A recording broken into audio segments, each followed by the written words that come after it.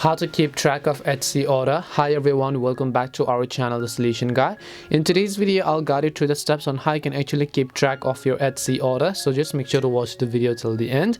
In order to keep track of your Etsy order, which basically means that you've purchased something and that you want to track its number, then what you need to do is, first of all, just go to Etsy.com, right?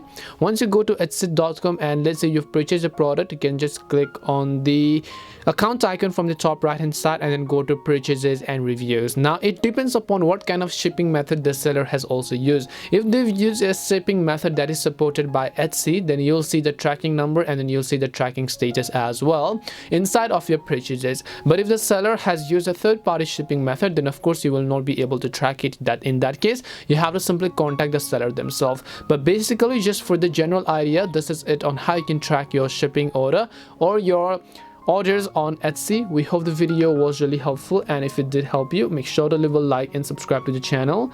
If you have got any more questions, feel free to leave them down. Thank you very much for watching till the end of this tutorial, and see you in the next video.